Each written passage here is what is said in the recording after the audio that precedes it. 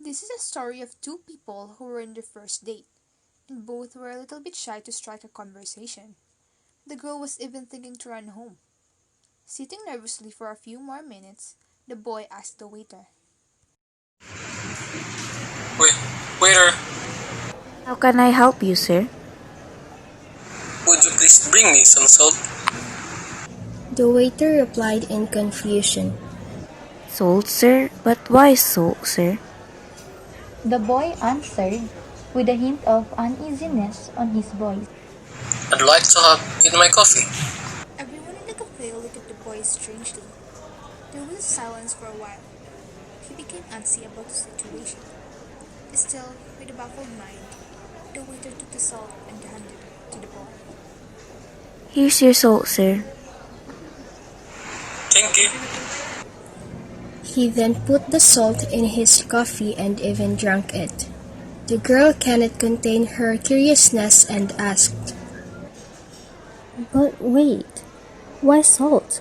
Do you have this as a habit?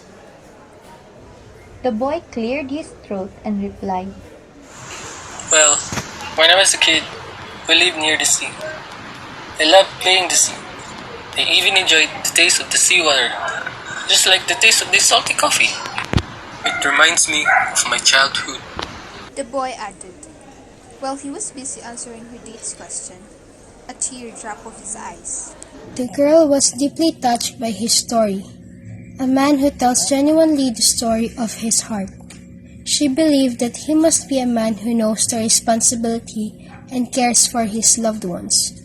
For over 2 years, they continued dating, and one day, during the girl's 27th birthday, the boy asked her hands.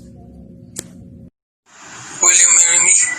with tears started flowing slowly on the girl's cheek, she replied, Oh my god. Yes, yes. I am the happiest and luckiest man alive. They both laughed and hugged each other. 3 months later, they got married. It was the most gallant and fancy celebration of the year, as we put it. With an authentic smile printed on the girl's face, she walked slowly on the aisle. She looked so gorgeous on her white dress, and the flower she was holding reflected her rosy red lips. She really is happy and contented. Everyone was looking at her as she marched to her lover waiting for her at the altar.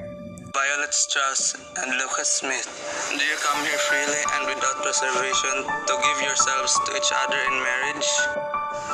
Yes, Father. Will you honor each other as a man and wife for the rest of your lives? Yes, Father. You may now solemn your vows. I, Lucas Smith, thank you, Violet Strauss, to be my wife. I promise to be true to you in good times and bad.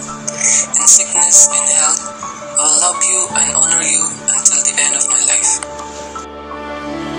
I, Violet Strauss, take you, Lucas Smith, to be my lawfully wedded husband, to have and to hold, from this day forward, for better, for worse, for richer, for poorer, in sickness and in health, until death do us apart. She thought it many times. She would have almost missed a wonderful man thanks to the salty coffee. She has the most amazing and astonishing memories to keep. Mom? What are you doing? Just making coffee, my dear. What? But why are you using salt instead of sugar? The girl smiled painfully to her son and answered, This is your father's taste. He loves it this way. Really? How does it taste like? Must be awful. The girl sipped the coffee and stared at the wall for a second before answering his son. It's sweet. It's sweet, darling. Okay, if you say so. Let's go, Mom. I believe if I stay a little longer. The son kissed his mom's forehead, and with that, he left the house. The girl was still there, drinking the coffee, figuring why the boy lied to her. She went to their room, and there, she noticed a small envelope containing a letter. A letter from his late husband. She read it slowly. My love, please forgive me. I lied to you my whole life. This is the only lie I'd say to you. Remember our first date? The first time we met, at the cafe shop. Your silence that time was so unpleasant, so I was trying to break it by asking the waiter. But instead of saying sugar, I've asked for salt. I wanted to change it, but I couldn't utter any more words since everyone was looking at me with confused eyes. Ironic, isn't it? That was because I was so nervous. I couldn't even strike a conversation to you nor ask you some questions. Though I never thought that it would be start of everything. After living together for 40 years, I was so happy. I swear. I tried saying it to you, but I fear that I might lose you. So telling you now, I've never liked the taste of it. Strange it is. Having you with me is my biggest achievement in my life. If I can live for the second time, I still want to be with you, even if I have to drink that coffee again. But for now, I guess this is goodbye.